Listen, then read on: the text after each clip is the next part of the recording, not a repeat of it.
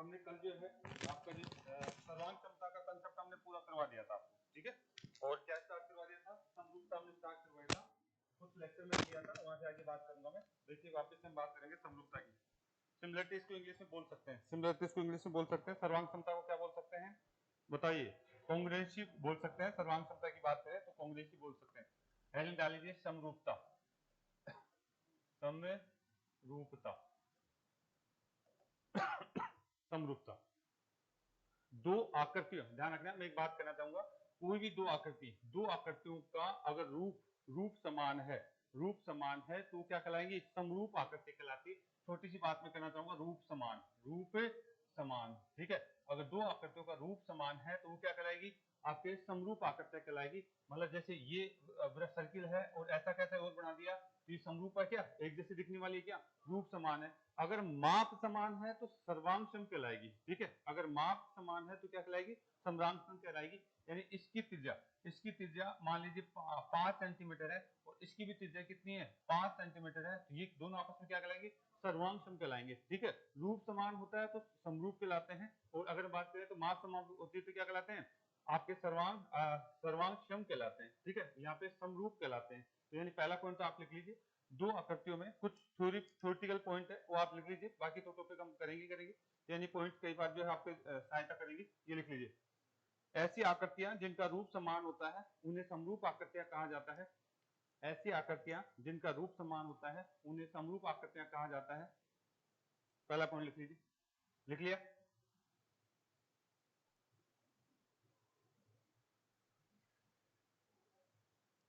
ऐसी आकृतियां जिनका रूप समान होता है, जिनका रूप समान होता है वो क्या कहलाते हैं?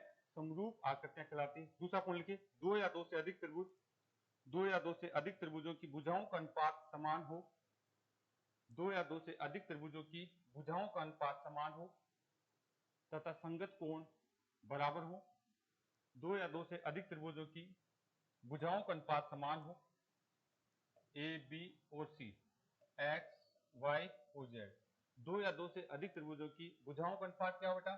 समान हो, ठीक है। भुजाओं का अनुपात समान हो तथा संगत कोण बराबर हो, संगत कोण बराबर हो तो दोनों त्रिभुज आपस में क्या कहलाएंगे? समरूप त्रिभुज कहलाएंगे, ठीक है। दोनों त्रिभुज आपस में क्या कहलाएंगे? समरूप त्रिभुज कहलाएंगे। दो या दो से अधिक त्रिभुजों की भुजाओं का अनुपात समान हो, भुजाओं का अनुपात समान हो, फिर देखेंगे क्या कहना चाह रहा हूं। दो या दो से अधिक त्रिभुजों की भुजाओं का अनुपात समान हो लेकिन उनके कोण बराबर हो तो वो आपस में क्या कहलाएंगे? समरूप त्रिभुज कहलाएंगे। फिर देखिए, अगर यहाँ पे दो त्रिभुज है मेरे पास, मैं यहाँ से कहना चाहूंगा त्रिभुज, यहाँ कोण ए बराबर इसके कौन से के बराबर है? एक्स के बराबर है। और कोण बी बराबर किस बराबर है? आपका वाई के बराबर है। और कोण सी बराबर किसके बराबर है? आपका जेड के बराबर है, ठीक है। लेकिन यहाँ पे अनुपात की बात कर रहा हूं, यानी इन भुजाओं का अनुपात समान है, ठीक है। यानी यहाँ तो मैंने पहला पॉइंट क्या गया? कोण बराबर है, दो त्रिभुजों की क्या बराबर है? कोण बराबर। एक तो पॉइंट था कोण बराबर, ठीक है। दो त्रिभुजों के कोण बराबर हैं, ठीक है। ये पहला पॉइंट हम करना चाह रहे हैं। समरूपता के लिए कोण क्या होना चाहिए? बराबर होना चाहिए। दूसरा पॉइंट, भुजाओं का अनुपात, भुजाओं भुजाओं का अनुपात अंडरलाइन करना। भुजाओं का अनुपात क्या होगा? समान होगा। भुजाओं का अनुपात क्या होना चाहिए? समान। अच्छा, इसी के साथ आप देखेंगे समान यहां से कहना चाह रहा हूं कि कौन से त्रिभुज, अगर मैं इस त्रिभुज की बात करूं, इस त्रिभुज की बात करूं एबीसी, आपका ए बी सी त्रिभुज, और इसके नीचे देखिए कौन सा है? X Y Z. इसकी बात करूं तो यहां पर हम देखिए क्या कहना चाह रहा हूं, इसके संगत भुजाएं हम लेना चाह रहे हैं, ये इसके संगत भुजा होगी, ठीक है। यानी ये कोण इसके बराबर है तो इसके सामने समान कोण के सामने आपकी जो है समान भुजा आएगी, यानी समान कोण के सामने संगत भुजा आती बेटा, ठीक है। तो हम यहाँ पे देखना चाहेंगे। वैसे मैं अभी डायरेक्ट समझाना चाह रहा हूँ, ये भुजा इसके संगत है, ये भुजा इसके संगत है और ये भुजा इसके संगत है, तो संगत भुजाओं का अनुपात क्या होगा? समान होगा, बराबर होगा। यानी इन दोनों त्रिभुज एबी, इस त्रिभुज की कौन सी भुजा लूं? एबी। अगर इस त्रिभुज की एबी भुजा लूंगा तो इसका अनुपात किसके साथ देखूंगा? एक्स वाई के साथ, एक्स और वाई के साथ। अगर यहां से बात करें, बताइए इस त्रिभुज की बीसी भुजा लूंगा, बीसी भुजा लेता हूं तो इस त्रिभुज की कौन सी भुजा लूंगा? वाई और जेड के साथ, वाई और जेड के साथ। और इस त्रिभुज की आपकी कौन सी भुजा लूं? एक्स, अगर हम सवाल ले लें एक्स, सॉरी यहां से आपको कौन सी? ए और सी, ए और सी भुजा ले लेता हूं, ए और सी भुजा ले लेता हूं तो इस त्रिभुज की कौन सी भुजा लूंगा? एक्स और जेड भुजा लूंगा। यानी ये आपको ध्यान रखना है। देखिए इसके साथ एक बात ध्यान से देखना, यानी यहाँ पे मैंने क्या है, अनुपात क्या होना चाहिए, समान। यानी भुजाओं का अनुपात समान होना चाहिए। कौन सी भुजाओं का, संगत भुजाओं का अनुपात, संगत भुजाओं का अनुपात क्या होना चाहिए, समान। अगर यहाँ समान की जगह, अनुपात की जगह भुजाएं समान कर देता तो त्रिभुज क्या कहलाते, सर्वांगसम कहलाते।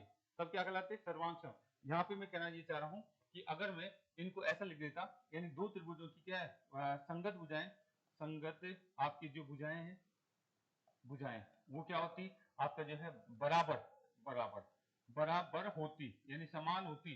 तो दो त्रिभुजों की संगत भुजाएं बराबर होती, मतलब क्या होता, यानी ए बी बराबर किसके, बी आपका जो किसके, एक्स और वाई के, एक्स और वाई के। इसी प्रकार से आपकी किसकी है, बी सी बराबर किसकी होती, आपका वाई और जेड के। यानी ऐसी कंडीशन में अगर बात करें तो उस उन त्रिभुजों को क्या बोलेंगे, जब कोण समान और भुजाएं आपका जो है बराबर हो तो क्या कहेंगे, सर्वांग सम, सर्वांग सम। यानी ऐसे त्रिभुजों के अंग आपस में समान होंगे, ऐसे त्रिभुजों के क्या होंगे, सभी अंग समान होंगे, कोण भी होगी, ऊंचाई भी सब समान होगी, लेकिन यहाँ पे अनुपात समान मिलेगा। यहाँ पे क्या मिलेगा, अनुपात समान मिलेगा।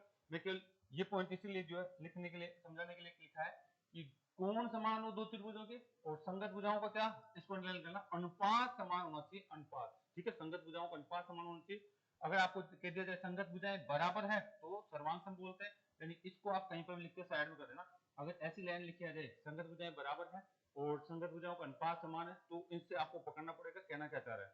अनुपात समान है तो क्या कहना चाह रहा है, समरूप कहना चाह रहा है। अगर भुजाएं बराबर है तो क्या कहना चाह रहा है, ध्यान रखना इस बात का, अनुपात का, और इन दोनों में कट जाते बच्चे। ठीक है, तो चलें आगे। यानी मैंने अभी केवल थ्योरी बता रहा हूँ, 5 पॉइंट, फिर बाद में इसके नियम कायदे आगे से पढ़ेंगे। ठीक है, यहाँ से पकड़ने की चीज है, अनुपात समान कह रहा है या आपका जो है बात करें बराबर भुजाएं बोल रहा है, ये दो बातें आप यहाँ से पकड़ेंगे। अभी आगे बात करेंगे, लेकिन कम से कम आपको ध्यान रखना है, यानी अगर भुजाओं का अनुपात कहा जाए तो ऐसे अनुपात समान लिखेंगे हम। ठीक है, और भुजाएं बराबर कहा जाए तो इस तरीके से बात करते हैं। अगला लिखिए, सभी सर्वांग, अगला पॉइंट लिख लीजिए, दो ये 5-6 पॉइंट है आपको आने चाहिए, मिटा देंगे इसको। तो नेक्स्ट लिखिए, सभी सर्वांग सम, जो भी पॉइंट है आपका उसके आगे लिखिए, सभी सर्वांग सम त्रिभुज, सभी सर्वांग सम त्रिभुज, भाई जिनके अंग समान है वो एक जैसे दिखेंगे नहीं दिखेंगे, दिखेंगे। यानी सभी सर्वांग सम त्रिभुज हमेशा क्या होते हैं, समरूप त्रिभुज होते हैं। लेकिन जो समरूप त्रिभुज होते हैं उनके अंग बराबर नहीं होते, इसलिए उन्हें हम क्या नहीं कह सकते, उनको सर्वांग सम नहीं कह सकते। एक लाइन लिख लीजिए, सभी सर्वांग सम त्रिभुज क्या होते हैं, समरूप त्रिभुज होते हैं, समरूप त्रिभुज होते हैं। लेकिन सभी समरूप त्रिभुज क्या नहीं होते, सर्वांग सम नहीं होते हैं। इसको लिख लीजिए, सभी सर्वांग सम त्रिभुज समरूप त्रिभुज होते हैं, सभी सर्वांग सम त्रिभुज समरूप त्रिभुज होते हैं। लिख लिया क्या, सर्वांग सम त्रिभुज। देखिए आपका सभी सर्वांग सम का मतलब क्या होता है, सर्वांग, सर्वांग सम, इसका मतलब क्या होता है, सभी अंग क्या हो, समान। और समरूप का मतलब क्या होता है, समरूप। हाँ, इसका मतलब आप कहेंगे रूप समान, रूप क्या हो, समान। यानी यहाँ पे रूप समान होगा, अंग समान नहीं होंगे। अंग समान तो किसमें होते हैं, सर्वांग सम में, और यहाँ पे रूप समान किसमें होता है, समरूप में। रूप समान दिखेगा, यानी अगर मेरी अगर बात करें मेरी हाइट के हिसाब से अगर बराबर में अगर मूर्ति बना दी जाए, सभी अंग बराबर कर दिए जाए तो क्या कहलाएगा, सर्वांग सम। अगर मेरी जो है मूर्ति छोटी बना दी जाए, मेरा रूप जैसा दे दिया जाए तो क्या कहलाएगी, समरूप मूर्ति, समरूप मूर्ति कहलाएगी। यानी समरूप में अंग आपके जो है क्या है, रूप समान दिखता है, अंग बराबर नहीं होते। ठीक है, समरूप में अगर बात करें तो यानी मेरा हाथ जैसे मान लीजिए जितना लंबा है उतना ही लंबा बना दिया जाए, मुंह जितना बड़ा है उतना बना दिया जाए तो सर्वा अंग समान करा जाएगा। और मेरी जैसी आकृति छोटी या बड़ी बना दी जाए वो क्या कहलाएगी, समरूप कहलाती है। ठीक है, तो यानी ये भी लिख लीजिए आप। ठीक है, सर्वांग सम में इनकी छोटी छोटी बातें हैं, इनको कंसेप्ट को सीख लोगे तो आगे दिक्कत नहीं आएगी। आगे लिखिए,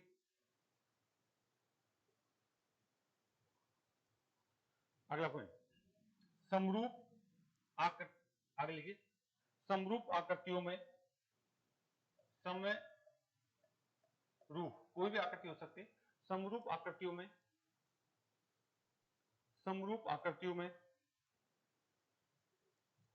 समरूप आकृतियों में मात्र आकार में समानता देखी जाती है। आकार में समानता, आकार कह सकते हैं, रूप कह सकते हैं। रूप में क्या दिखती है? समानता दिखती है।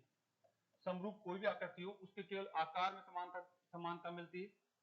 समरूप आकृतियों में आकार में समानता मिलती है, जबकि जबकि जबकि जबकि उनके माप यानी लंबाई चौड़ाई, उनका क्षेत्रफल, उनका परिमाप ये क्या होते हैं? अलग अलग होते हैं, अलग अलग होते हैं। अगर मैं यहाँ पे दो त्रिभुज ले लूं, अगर यहाँ पे मैं दो त्रिभुज ले लूं, ये आपका एक त्रिभुज ये है और ये त्रिभुज क्या है? दूसरा त्रिभुज है, ठीक है। ये आपका क्या है? दूसरा त्रिभुज है। यानी इनका आकार तो समान दिखेगा, लेकिन इनके क्षेत्र, इनकी लंबाई माप भी अलग अलग होगी और इनकी क्या बेटा? क्षेत्रफल भी अलग अलग होगा, इनका परिमाप भी अलग होगा, ऊंचाई वगैरह सब कुछ अलग होती है। ये किसमें होता है? समरूप में। अगला पॉइंट लिखिए, सर्वांग सम में इनके साथ तुलनात्मक। देखिए कई बच्चों को कंसेप्ट पता नहीं रहता तो गलतियां करते हैं। सर्वांग सम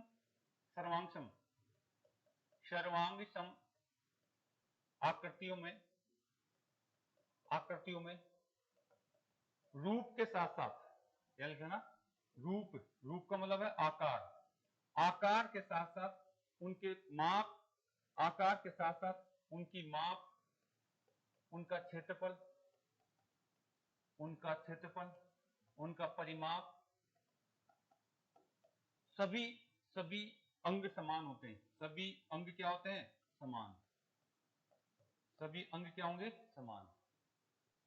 यानी सर्वांग संग आपकी कोई भी आकृतियां होती हैं तो उनमें क्या होता है बेटा? उनके रूप के साथ साथ उनकी माप, उनका क्षेत्रफल, उनका परिमाप, ऊंचाई, जो भी कुछ है वो क्या होते हैं? समान। क्या होंगे बेटा? समान होंगे, बराबर होंगे, बराबर होंगे, ठीक है। और यहाँ तो केवल क्या मिलेगा? आकार और रूप समान मिलेगा, बाकी सब अलग अलग मिलेंगे, ये सब अलग अलग मिलेंगे, ठीक है। बाकी कोई भी चीज ले लें, क्या मिलेगी? अलग अलग। किसमें?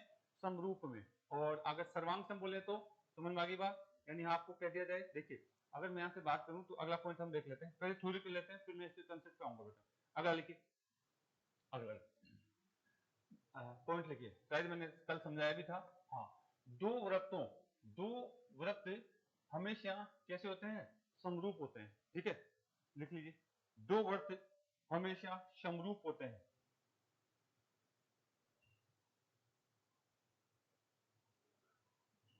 कोई भी दो वृत्त कह सकते हो आप, कोई भी दो वृत्त हमेशा क्या होते हैं? समरूप होते हैं। अगर आपको वृत्तों के बारे में कह दिया जाए कि वृत्त कैसे होंगे, आपके सर्वांग सम होंगे या समरूप होंगे? दो वृत्त, कोई भी दो वृत्त क्या होते हैं? हमेशा क्या होते हैं? समरूप होते हैं। दो वृत्त हमेशा क्या होते हैं? समरूप। कोई भी दो वृत्त हमेशा क्या होते हैं? हमेशा आपके क्या होंगे? समरूप। यानी इनका आकार एक जैसा दिखेगा, यानी त्रिज्याएं अलग अलग हो सकती है, माप वगैरह अलग अलग हो सकती है, क्षेत्रफल अलग अलग हो सकता है, लेकिन रूप इनका क्या दिखेगा? सब गोल ही दिखेगा। कैसा दिखेगा? गोल, एक जैसा दिखेगा। आपका यहां से हम बात करें तो दो वर्ग भी क्या होते हैं आपके? दो वर्ग भी हमेशा क्या होते हैं? समरूप होते हैं। लिख लीजिए, दो वर्गों की बात कर ली जाए, वर्गों की बात कर ली जाए, आप वर्ग लिख लीजिए। दो वर्ग हमेशा क्या होते हैं? समरूप होते हैं। दो वर्ग हमेशा क्या होते हैं? समरूप होते हैं। दो वर्ग हमेशा क्या होते हैं? समरूप होते हैं। और लिख लीजिए, दो समबाहु त्रिभुज हमेशा समरूप होते हैं। दो समबाहु त्रिभुज, यानी हम बात करें दो समबाहु त्रिभुज हमेशा क्या होंगे? समरूप होंगे। मतलब देखिए क्या कहना चाह रहा हूं, यहां से ध्यान समझिए। इसकी 5, इसकी 5, इसकी 5 है, मान लीजिए इसकी 20, इसकी 20 और इसकी 20 है। भुजाएं तो अलग अलग है क्या? भुजाएं अलग अलग है, लेकिन समबाहु त्रिभुज है, यानी तीनों भुजाएं समान है। तो इन्हें क्या कहोगे आप? सर्वांग सम या समरूप? दो समबाहु त्रिभुज अगर आप तुलना करते हैं तो उन्हें समरूप कह सकते हैं। और आपके जो वर्ग, ये 4 सेंटीमीटर प्रत्येक भुजा वाला है, ये 10 सेंटीमीटर प्रत्येक भुजा वाला है, तो भी इन्हें क्या कह सकते हो? समरूप कह सकते हो। इसकी त्रिज्या 5 है, इसकी त्रिज्या कितनी है? 10 है या 25 है, तो भी इसको क्या कह सकते हैं हम? समरूप कह सकते हैं। तो ये बातें आपको कई बार पूछी जा सकती है कि इनमें से कौन सा समरूप कहलाएगा, यानी ये अगर कभी आ जाए वर्ग की बात आ जाए तो समरूप आकृतियां, ठीक है, ये कहता है समरूप आकृति। वर्ग हमेशा क्या है, दो या दो से अधिक वर्ग क्या कहलाएंगे, समरूप कहलाएंगे। समबाहु त्रिभुज क्या कहलाएगा, समरूप कहलाएगा। उसके बारे में सोचना नहीं, दो अलग अलग भुजाओं के अगर समबाहु त्रिभुज है तो क्या कहलाएंगे, समरूप कहलाएंगे। अगर दो लाइन है आपके पास, दो लाइन है, अगर मैं कह दूं अगला पॉइंट, दो लाइन है, एक छोटी लाइन और एक बड़ी लाइन, ये भी क्या कहलाएगी, समरूप कहलाएगी। लिख लीजिए, दो दो रेखाएं हमेशा समरूप कहलाएगी। दो रेखाएं क्या कहलाएगी, समरूप कहलाएगी। दो रेखाएं समरूप कहलाएगी। दो रेखाएं क्या होगी, समरूप कहलाएगी। दो रेखाएं आपकी क्या कहलाएगी बेटा, समरूप कहलाएगी। दो रेखाएं आपस में क्या कहलाएगी, समरूप कहलाएगी। क्या दो आयत कभी समरूप कहलाएंगे क्या, हाँ, दो आयत कभी भी समरूप नहीं कहलाएंगे। दो आयत जो है आवश्यक नहीं है कि वो समरूप हो, ऐसा लिखिए इसको, दो आयत आवश्यक नहीं है कि वो समरूप हो। अगर भुजाओं का अनुपात समान है तब तो समरूप कह जाएंगे। इसके लिए ऐसे लिखिए, दो आयत समरूप होना आवश्यक नहीं है। दो आयतों का समरूप होना आवश्यक नहीं है। दो आयतों का समरूप होना आवश्यक नहीं है। तो कई बार आपको ऑब्जेक्टिव लाइन में पूछ लेता है कि इनमें से कौन सी बात सही है, कौन सी बात सही नहीं है। तो यानी दो वर्ग दिख जाए तो क्या कहलाएंगे, समरूप। सर्वांगसम बोलेंगे उनको, नहीं, समरूप तो होंगे होंगे, सर्वांगसम की बात नहीं कर सकते। दो आपका समबाहु त्रिभुज मिल जाए तो क्या बोलेंगे उनको, समबाहु त्रिभुजों को, आप उनको समबाहु त्रिभुजों को अगर बात करें, ये इसकी भुजाएं अलग अलग है लेकिन इनको क्या बोल सकते हैं आप, समरूप कह सकते हैं, ठीक है। अब आ जाए, ये जो है थोड़ी बहुत थ्योरेटिकल पॉइंट था, कई बार जो ऑब्जेक्टिव लाइन में डाल देता है, इनको आपको एक बार रीडिंग कर लेना भाई। देखिए अब मैं वापस आ रहा हूं, अपना समरूप पढ़ाना चाह रहा हूं, समरूप, समरूपता आप समझने की कोशिश करना मैं क्या कहना चाह रहा हूं। देखिए बेटा, आपको यहाँ पे मैंने दो त्रिभुज दिए, यहाँ पे मैंने आपको क्या दिया है, दो त्रिभुज दिए, इनकी माप अलग अलग हो सकती है। यहाँ पे अगर मैं बात करूं तो ये आपका ए है, ये आपका बी है और ये क्या है, सी है। यहाँ से मैं बात करूं तो ये आपका एक्स है, ये वाई है और ये क्या है, जेड है। एक्स है, वाई है और ये क्या है, जेड है।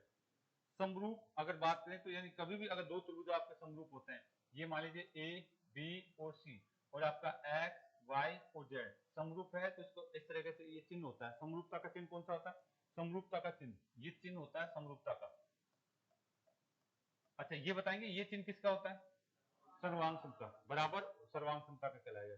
समरूपता में एक ही लाइन खींची जाती है, समरूपता में क्या होती है, एक ही लाइन खींची जाती है। ये हमारा क्या है, एबीसी त्रिभुज, और ये कौन सा था, एक्स वाई जेड त्रिभुज। तो यानी इनमें समरूपता के लिए ये चिन्ह लगाया जाएगा। देखिए अब यहाँ से अगर आप इन त्रिभुजों को, आप क्या कहना चाह रहे हैं, अगर आप इस त्रिभुजों को, अच्छा इस त्रिभुजों की बात करें तो इसकी भुजाएं भी आप ले सकते हैं। भुजाएं ये तो कौन सा है, ए बी, ये बी सी, ये ए सी, ये कौन सी है, एक्स वाई, और ये एक्स जेड, और ये एक्स जेड, और ये एक्स वाई। अच्छा यहाँ पे अगर हम बात करना चाहें तो बताइए इसकी, ये क्या कहलाएगी, हाइट कहलाएगी क्या, हाइट वन, ठीक है। इसकी ये क्या कहलाएगी, हाइट टू कहला देंगे, इसकी हाइट टू कहलाएगी, ये इसकी क्या कहलाएगी, हाइट टू कहलाएगी। अच्छा यहाँ से अगर हम बात करें तो इसकी जो है अंदर में कह दूं कि साहब ये वृत्त था, तो यहाँ से इसके यहाँ से यहाँ तक की दूरी क्या कहलाएगी, त्रिज्या वन, और इसकी त्रिज्या क्या कहलाएगी, त्रिज्या टू कहलाएगी, कहलाएगी नहीं। यानी मैं यहाँ पे दोनों त्रिभुजों के कुछ आंकड़े लिख देता हूँ। इसकी अगर बात करें तो भुजाएं आपकी जो आपको पता है, कौन कौन सा ए कोण, कौन कौन सा बी कोण, कौन कौन सा सी कोण, ठीक है, कौन कौन सा है आपका सी कोण है, ठीक है। इसकी अगर हम बात करें तो यहाँ पे क्या हमारे पास आपकी भुजाएं हैं, ये आपकी भुजा कौन सी है, ए बी भुजा, और कौन सी आपकी बी सी भुजा, और कौन सा आपका ए सी भुजा, और क्या क्या आंकड़े इसके अंदर, और क्या क्या हाइट, इसकी ऊंचाई h1, इसकी त्रिज्या आंतरिक त्रिज्या r1, और क्या हो सकती है बाहरी त्रिज्या r1, और क्या हो सकती है, मैं यहाँ पे एक ही नंबर दे रहा हूँ इस आकृति, या क्या माध्यिका भी हो सकती है इसकी, माध्यिका, ठीक है, आप इसको लिख सकते हैं माध्यिका, माध्यिका वन, ठीक है। और क्या बोल सकते हैं यहाँ पे, जो भी आंकड़े आपको याद आ रहा है, परिमाप, इसका परिमाप बोल सकते हैं आप, इसका क्या बोल सकते हैं, परिमाप, परिमाप, परिमाप, परिमाप वन। और क्या बोल सकते हैं इसका क्षेत्रफल, इसका क्षेत्रफल बोल सकते हैं क्या, इसका क्षेत्रफल बोल सकते हैं, इसका क्षेत्रफल बोल सकते हैं, ठीक है। और यहाँ पे भी इसके लिए भी क्या बोल सकते हैं आप, इसके लिए भी आप बोल सकते हैं, अगर मैं यहाँ से लिखूं तो इसके लिए क्या करेंगे, आपका जो है कौन कौन सा आपका, यहाँ से हम कहना चाहेंगे कौन आपका कौन सा आपका एक्स, कौन कौन सा आपका वाई, कौन कौन सा आपका जेड, ठीक है। और इसकी ऊंचाई के लिए क्या करेंगे, भुजाएं तो आपको पता है एक्स वाई और कौन सी हो जाएगी वाई और जेड, और कौन सी हो जाएगी एक्स और आपका जेड। अच्छा इसकी ऊंचाई को क्या बोलेंगे h2, इसकी ऊंचाई को h2, और क्या कहना चाहूंगा आपका r1, ठीक है, और कैपिटल r2, सॉरी 2 लिख रहा हूं इसके लिए मैं, ठीक है। और क्या कहना चाहूंगा इसका, हाँ इसकी माध्यिका बोल सकता हूँ क्या, माध्यिका, और माध्यिका को आगे से मैं m2 लिख दूं तो कोई दिक्कत है नहीं होनी चाहिए, ठीक है, आगे से m माध्यिका के देता हूं तो। और क्या बोल सकता हूँ उसका परिमाप, इसका परिमाप, परिमाप आप जानते हैं, यानी P2 लिख दूं उसको, कोई दिक्कत है क्या, नहीं है परिमाप को P2। इसका क्षेत्रफल आप कह सकते हैं, इसका क्षेत्रफल, इसका क्या है क्षेत्रफल, ठीक है, क्षेत्रफल को डेल्टा लिख दूं कोई दिक्कत है क्या, ये आपका क्षेत्रफल में डेल्टा 1 लिख दूं और ये आपका जो है डेल्टा 2 लिख दूं, कोई दिक्कत है क्या, नहीं होनी चाहिए। यानी एक बार उतार लीजिए, ये आंकड़े में जो लिखा है ये उतार लीजिए, ठीक है। यानी अगर मैं बात करूं तो इनके बीच में क्या संबंध होता है, अगर ये दोनों त्रिभुज आपस में आपका सर्वांग समूह है तो इनके बीच में क्या रिलेशन होता है वो बात करना चाह रहे हैं, ठीक है। अगर दो त्रिभुज आपके सर्वांग सम है तो इन सभी जो त्रिभुजों की जो मैंने बात करी, इनके जो आंकड़े आपको पता है, भुजा भी दे दी, कोण भी दे दिए, ठीक है, ऊंचाई वगैरह, क्षेत्रफल वगैरह सभी कुछ दे दिया। तो जब दो त्रिभुज सर्वांग सम बोल दिया जाता है तो इनके बीच में क्या संबंध होता है वो हमारे को देखना है।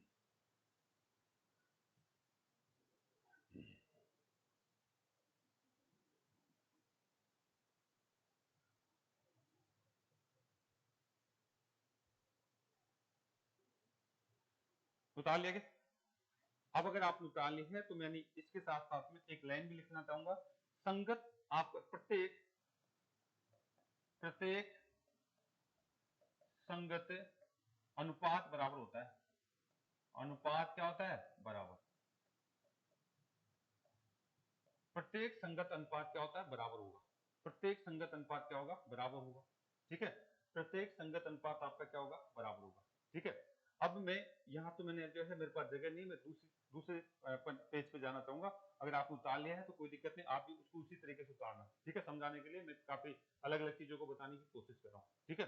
चलिए बेटा आगे, यहाँ तक कोई दिक्कत है, प्रत्येक संगत अनुपात क्या होता है बराबर होता है, प्रत्येक संगत अनुपात क्या होगा बराबर, ठीक है।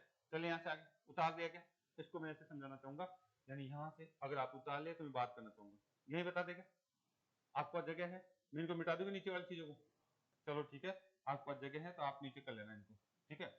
प्रत्येक संगत अनुपात क्या होगा बराबर, बताइए इस त्रिभुज की, मैं इस त्रिभुज के लेना चाह रहा हूँ, यहां से मैं लेना चाह रहा हूँ त्रिभुज, त्रिभुज ऊपर तो लेता हूँ आपका जो ए बी सी ले रहा हूँ, नीचे क्या ले रहा हूँ यहाँ पे आपका आपका त्रिभुज एक्स वाई और जेड ले रहा हूँ, यानी इसकी भुजा, इसकी कौन सी भुजा ले लूं पहले, आपकी कौन सी ले, ए बी भुजा, यानी ए बी भुजा, ए बी भुजा, ए बी भुजा। अगर मैं यहाँ से बात करूँ ये कोण आपस में बराबर है, यहाँ से हम बात करना चाहें, मैं अभी डायरेक्ट ही लिखना चाहूंगा, आप ध्यान रखना, यहाँ पे डायरेक्ट बात, ए बी भुजा जो एक है ये किसके संगत है, आपकी एक्स और वाई की, तो आप लिख लीजिए ए बी भुजा किसके संगत है, एक्स और वाई की, कैसे होगी क्या होगी बाद में बात करेंगे, लेकिन अभी मैं कहना क्या चाह रहा हूँ, यानी प्रत्येक संगत अनुपात क्या होता है बराबर, यानी इन दो भुजाओं का अनुपात, अगला देखिए बताइए, दूसरी दो भुजा कौन सी ले ली मैंने, बी और सी भुजा, बी सी भुजा, अगर इसके संगत भुजा कौन सी होगी, बी सी संगत भुजा, ये ले लेते हैं, कौन सी ले लिया, वाई और जेड, ठीक है। और बताइए एक किसी भुजा और बच गई, कौन सी, एसी भुजा, एसी भुजा, इसके संगत कौन सी जाएगी, आपका एक्स और, यानी भुजाओं का अनुपात जो है बराबर है, ये तो हम जानते हैं सभी। अब आ जाइए इसकी, अगर हम ले लेते हैं हाइट, इसकी हाइट, यानी इस त्रिभुज की हाइट में लेता हूं, यानी ये हाइट का अनुपात h1 अनुपात किसके बराबर होगा, h2, h1 और h2 इसका संगत अनुपात आपस में बराबर, आप ऐसे करने वाले हैं, ठीक है। ऐसे ही अगर हम बात करना चाहें, और बताइए और क्या करना चाह रहे हैं, इनकी बात करें तो बताइए त्रिज्या की बात कर लें, ऊपर वाले की त्रिज्या का अनुपात और नीचे वाले की त्रिज्या का अनुपात, ऐसे लिखेंगे आप, ठीक है। और क्या लिख सकते हैं आप, कैपिटल त्रिज्या, बाह्य त्रिज्या बोल सकते हैं क्या, ऊपर वाले की कैपिटल त्रिज्या इस आपकी जो है ऐसे लिखेंगे R1 और नीचे वाले की R2 लिखने वाले हैं।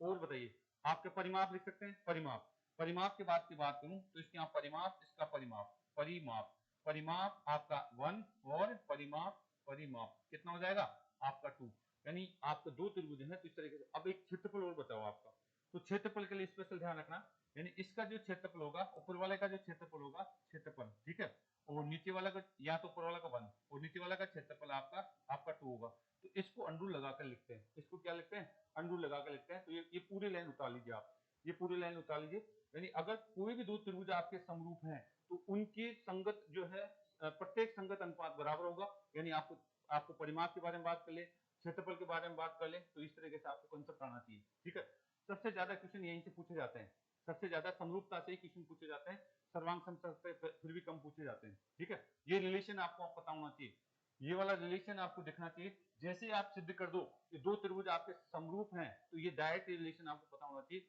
कि उनकी त्रिज्याओं के बीच, उनकी भुजाओं के बीच, उनके क्षेत्रफल के बीच क्या संबंध होता है, उनकी हाइट के बीच में क्या संबंध होता है। अगर मैं इसको समरूप न कह करके सर्वांग सम कह देता तो क्या होता बेटा, इनका क्या अनुपात होता, बराबर होता, ये सारी चीजें बराबर होती। यानी अगर यहाँ पे यहाँ 10 आता तो ये भी 10, यानी अनुपात बराबर आ जाता तो। ठीक है, ये आप ध्यान रखना, उस कंडीशन में तो बराबर होती सारी चीजें, लेकिन यहाँ पे अनुपात बराबर कहा गया है। समरूप केस में अनुपात बराबर मिलेगा, समरूपता के केस में आपका अनुपात बराबर मिलने वाला है। आपको दो त्रिभुजों को दो भुजाएं दे देगा और उनके क्षेत्रफलों का अनुपात पूछ सकता है, ध्यान रखना। दो त्रिभुजों के दो आपको भुजाएं दे देगा, दो भुजाएं दे देगा, उनके परिमापों का अनुपात पूछ सकता है, उनकी भुजाएं दे देगा, उनकी ऊंचाइयों का अनुपात पूछ सकता है, कुछ भी पूछ सकता हो। ठीक है, तो सबसे ज्यादा क्वेश्चन पूछे जाते हैं यहाँ से। ठीक है, क्लियर हो गई कि समरूपता क्लियर है। अब देखते हैं कि ये तो हमने इसका लेक्चर पढ़ा, समरूपता क्या होती है, उसके में क्या क्या हमारे को देखना होता है, लेकिन हम पहचानेंगे कैसे, किसी भी दो त्रिभुजों को पहचानेंगे कैसे कि आपस में समरूप है या नहीं। ठीक है, तो अगला हेडिंग डाल लीजिए, समरूपता के नियम। मिटा दे इसको तो। अच्छा,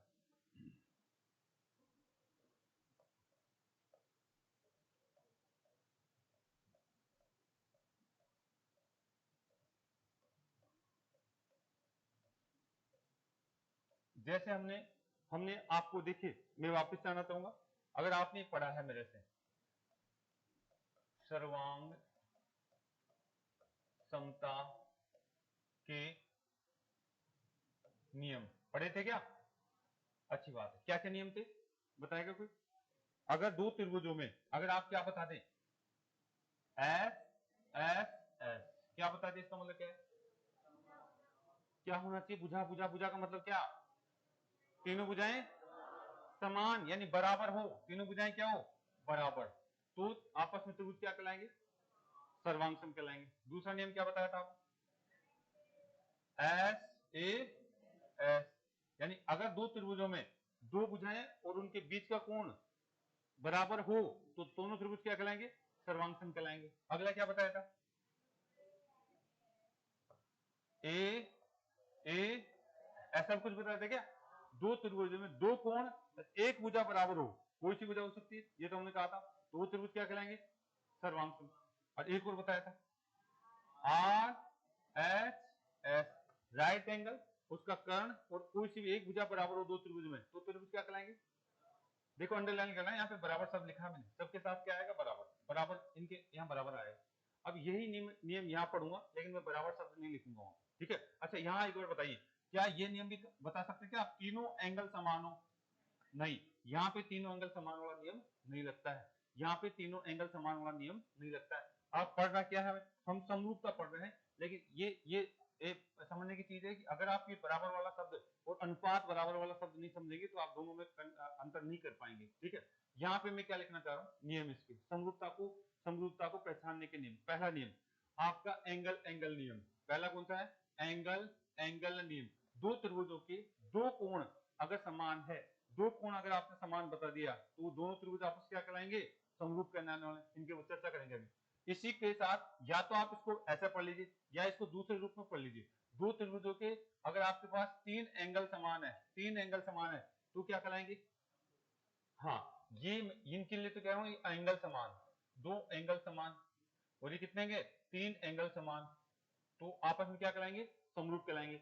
अगर ये यहाँ पे ये नियम भी लगेगा, साइड साइड और साइड, यानी दो त्रिभुजों की तीनों भुजाओं का अनुपात समान, भुजाओं का अनुपात समान, भुजाओं का अनुपात अनुपात क्या हो, समान, समान है तो वो त्रिभुज क्या कहलाएंगे, समरूप। और यहाँ क्या है, भुजाओं का मान बराबर होना चाहिए, माप बराबर होनी चाहिए, प्रत्येक भुजा जो 10-10 की है तो ये आपकी 10-10 की ही होनी चाहिए। ठीक है, तो यहाँ पे हम जो है इस तरीके से जो आपको ये तो लागू ही नहीं होता, एंगल एंगल वाला यहाँ तो लागू ही नहीं होता, कौन सी जगह में, सर्वांग समता में। ठीक है, सर्वांग समता में तो ये तो लागू नहीं होता। 2 पॉइंट और है जिसकी हम बात करना चाहें तो आप एक बार उतार लीजिए, साइड साइड हो ही गया हमारा, एक और लिख लीजिए आप, साइड एंगल साइड, चौथा लिख लीजिए, साइड एंगल साइड, यानी दो त्रिभुजों में दो भुजाओं का अनुपात अगर हम बात करना चाहें और उनके बीच के कोण का अनुपात अगर बात करें मान समान अनुपात में है तो आपस में क्या कहलाएंगे? समरूप त्रिभुज कहलाएंगे, समरूप त्रिभुज कहलाएंगे। यहाँ पे अनुपात समान की बात करेंगे, यहाँ पे बराबर की बात की जाएगी। तो पहला नियम हम पढ़ना चाहेंगे ये वाला, ये और एक दूसरा एक जैसा ही है, पहला और दूसरा एक जैसा ही है, कई जगह इसको एक ही रूप में पढ़ाया जाता है, ठीक है। अरे भाई कभी भी दो त्रिभुजों के दो कोण समान है तो तीसरा कोण अपने आप समान हो जाता है क्या? कभी भी दो त्रिभुजों के मान लीजिए एक कोण आपका जो 50 का है और एक कोण कितना है 70 का है, तो फिर तीसरा कोण अपने आप कितना हो जाएगा? 60 का हो जाएगा। तो यानी इस तरीके से यही नियम लग जाता है, यानी तीनों एंगल अगर आपको कभी भी दो त्रिभुजों में समान दिख जाते हैं तो क्या कहलाएंगे? आपस में समरूप त्रिभुज कहलाएंगे। आपस में क्या कहलाएंगे? समरूप त्रिभुज कहलाएंगे। समय बचा है क्या हमारे पास? हाँ बचा हुआ, एक पॉइंट हम क्लियर कर लेते हैं, ठीक है। पहला एक डाल लीजिए आप, समरूपता के नियम है ये 3-4 नियम आप इनके आधार पर देखेंगे। बस ये ध्यान रखना एस ये नियम क्या होता है? यहाँ पे क्या देखा जाता है? भुजाएं बराबर हैं, और यहाँ क्या देखा जाता है? उन भुजाओं का अनुपात बराबर होना चाहिए। चलिए पहला नियम, पहला नियम क्या कहता है? यदि यदि दो त्रिभुजों के दो कोण समान है तो दोनों त्रिभुज आपस में समरूप कहलाएंगे। यदि दो त्रिभुजों के दो कोण समान है, यदि दो त्रिभुजों के, ऐसा कर लीजिए दोनों को एक साथ कर लीजिए, दो त्रिभुजों के दो कोण, या बोल लीजिए तीनों कोण, तीनों कोण मतलब एंगल एंगल और एंगल, अगर कैसे बेटा? समान है, समान है तो दोनों त्रिभुज आपस में क्या कहलाएंगे? सर्वांग सम त्रिभुज कहलाएंगे। दो त्रिभुजों के दो कोण, अगर दो कोण दे रहा है तो इसका मतलब तीसरा कोण अपने आप समान हो जाता है। इसको समझिए एक बार, यहां से मैं कहना चाह रहा हूं ये एक त्रिभुज है और एक त्रिभुज ये है, पहला केस, यानी यहां से हम कहना चाहेंगे ये आपका क्या है? ये ए है, ये आपका बी है और ये क्या है? सी है। ये आपका एक्स है, ये वाई है और ये एक बड़ा एक छोटा दिख रहा है क्या?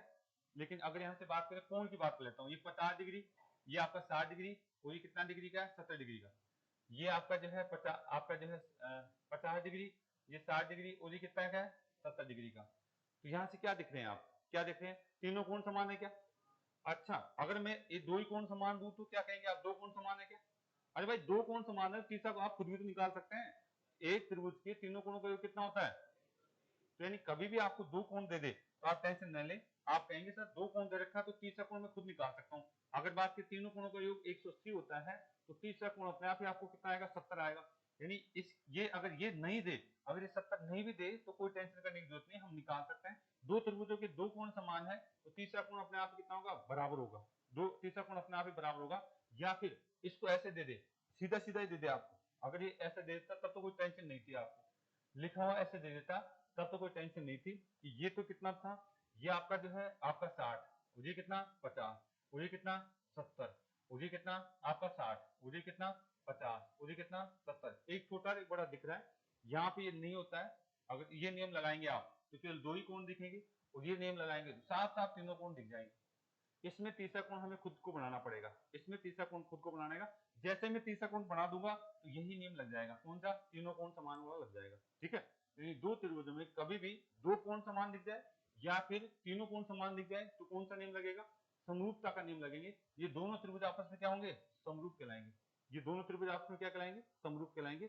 दो त्रिभुज लिख लीजिए, लिख लिया किसको? दो त्रिभुजों में दो कोण या तीनों कोण समान हो तो वो त्रिभुज आपस में क्या कहलाएंगे?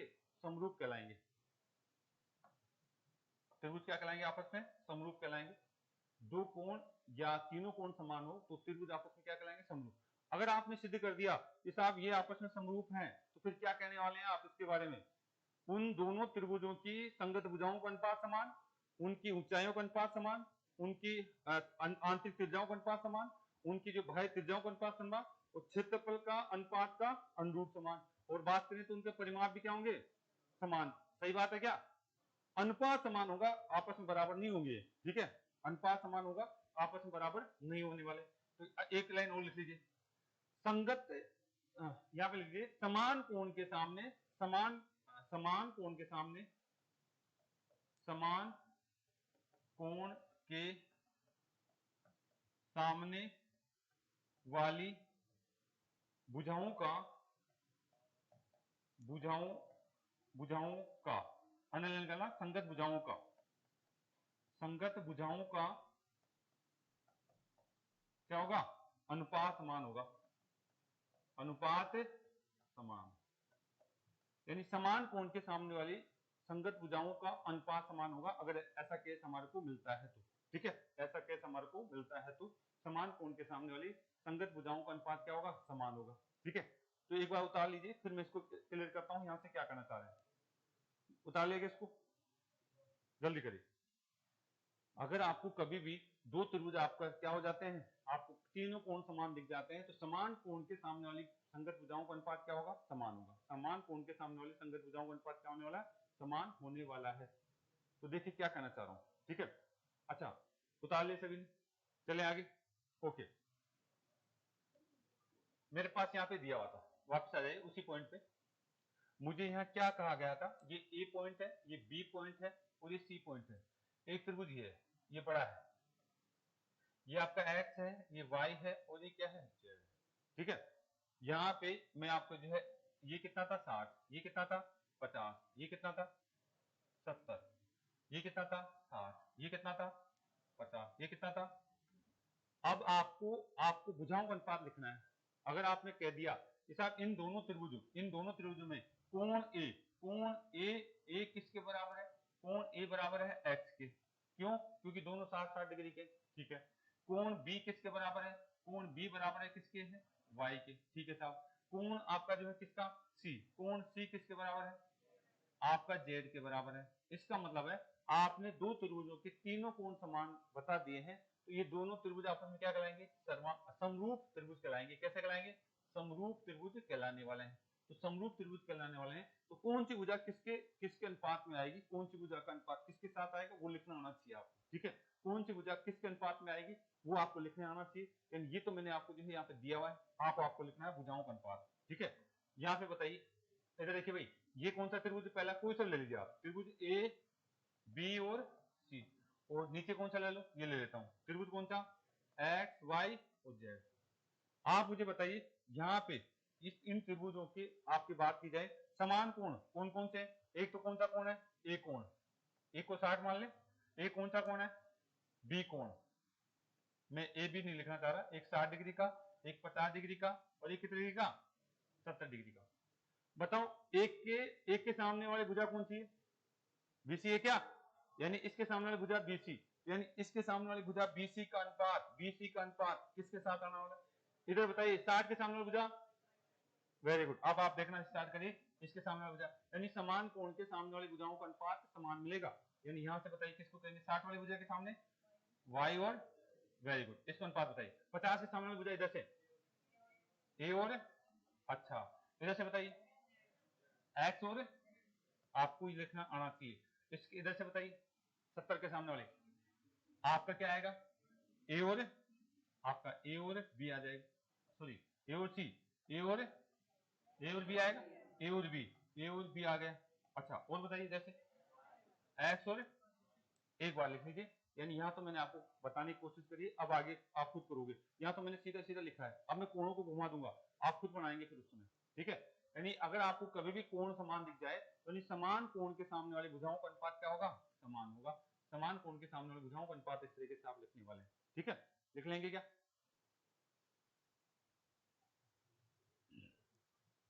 और इन त्रिभुजों को मैं, आप इन त्रिभुजों को अगर आप समरूप कहना चाहते हैं तो इनका नाम कैसे देंगे, आप इस तरीके से बात करेंगे। आप बात करने वाले हैं ए, आपका जो है बी और क्या है सी, और यहां से भी देखिए इसका नाम कैसे दिया मैंने, कोण के आधार पर नाम दिया। ए का पहला कोण कितना लिया 60, और फिर बी पे कौन सा कोण लिया 50, और फिर सी पे कौन सा लिया 70। तो आप वही क्रम इधर से लीजिए, 60 पे कौन है एक्स, 60 पे कौन सा बेटा, यहाँ पे भी 60, 50 और कौन सा 70। आप इसी आधार पर नाम लिखने वाले हैं, ध्यान रखना इस बात का। 60 पे क्या लेंगे एक्स, यहाँ पे 50 पे क्या लेने वाले वाई, और 70 पे क्या लेने वाले जेड।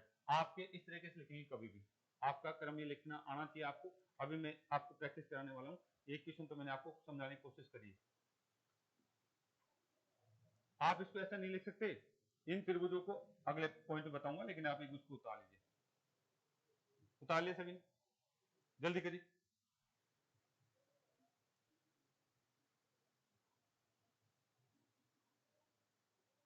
उतार लिया क्या? इसको लिख लेना, इस लाइन को, समान कोण के सामने वाली भुजाओं का अनुपात समान होता है। समान कोण के सामने वाली भुजाओं का अनुपात समान होता है। समान कोण के सामने वाली भुजाओं का अनुपात समान होता है। ये आगे काम आएगा भी, यहां तो मैंने बना के बता दिया, आगे आपको ये काम आने वाली बात है।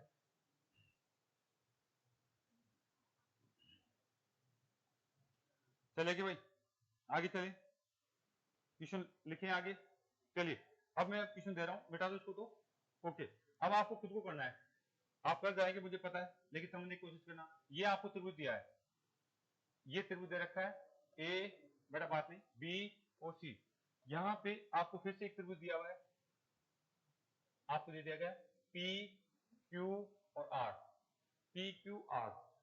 एक क्वेश्चन में बेसिक दे रहा हूं, आपको यहां पे दे दिया गया, ये आपको जो है ये 30 डिग्री दे दिया गया है, ये 60 डिग्री दे दिया गया है, और ये 90 डिग्री दे दिया गया है। ये आपका जो है 90 डिग्री है, ये आपका जो है 60 डिग्री है, और ये 30 डिग्री है।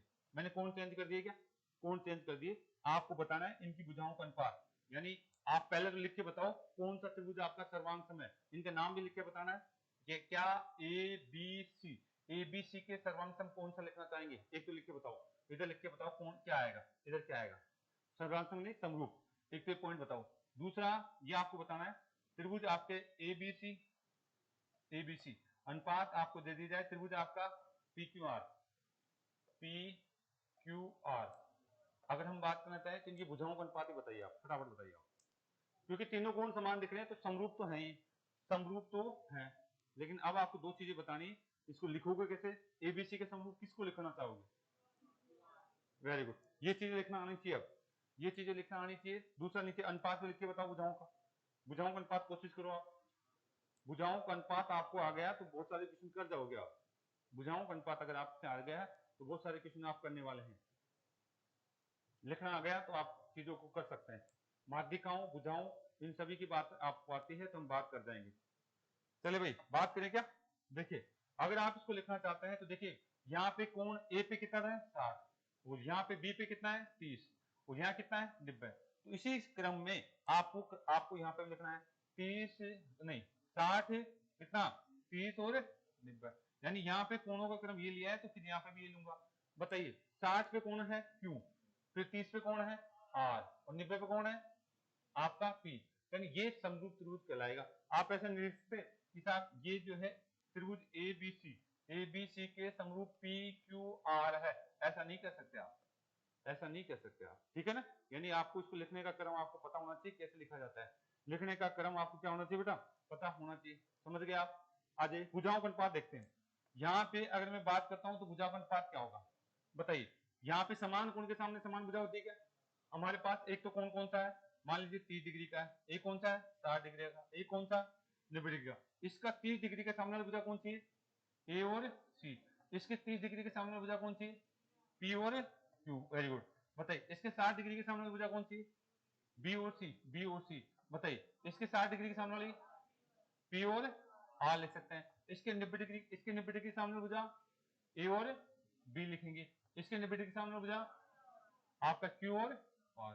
तो ये आपको लिखना आना चाहिए, दो बातें आपको जो है कंसेप्ट क्लियर होना चाहिए, उतार लीजिए। और तीसरी बात अगर हम बात करना चाहें तो इनमें इनमें देखिए आपने ये तो कह दिया, ये तो कह दिया, देखिए अगर आपने ये बना लिया, ये बना लिया, एक बार उतार लीजिए, फिर आप उतार लीजिए, जगह नहीं है आपकी, लास्ट पॉइंट है, उतार लिया इसको। अगर आपने इसको उतार लिया है तो मैं यहां से ये कहना चाह रहा हूं, यहां से अगर आपने ये बता दिया त्रिभुज ए बी और सी, इसके समरूप क्या बताया आपने, आपका क्यू और आर, और क्या है ये तो बताया आपने, समरूप बताते समय बताया। तो इसमें भी आपको जो चीजें वहां लगाई थी, यानी ए बी भुजा इसका अनुपात समान होगा। और ऐसे ही बात करें तो कौन सी भुजा का आएगा, आपका बी सी भुजा का इसके साथ, और ये जो लास्ट वाली भुजा है इसके साथ, ऐसा आ रहा है क्या, ए बी का पी और पी क्यू हो गए, क्या है आ रही है ना। अच्छा सॉरी, ए बी भुजा आपकी कहा है क्यू और आर, ए बी भुजा क्यू आर के साथ संबंध है। ऐसे ही बात करें ए आपका जो है ए सी भुजा किसके साथ होगी, आपका क्यू पी के साथ संबंधित है। और ऐसे ही बात करें बी और सी भुजा किसके साथ है, तो ऐसा पूरा का पूरा लिंक आपको इस तरीके से निकल के आना चाहिए भाई, ठीक है। कर लेंगे क्या? ये चीजें हैं। आपका जो समरूपता से ज्यादा क्वेश्चन आते हैं, कल मैं अभी तो इसको और थोड़ा सा आगे बढ़ाऊंगा। एक ही नेम बताया मैंने भी, कोण कोण कोण, ठीक है। कल यहाँ पे भुजा का भी कंसेप्ट लेंगे, ये चीजें आपको आनी चाहिए भाई, ठीक है। ओके, धन्यवाद, आगे बात करेंगे।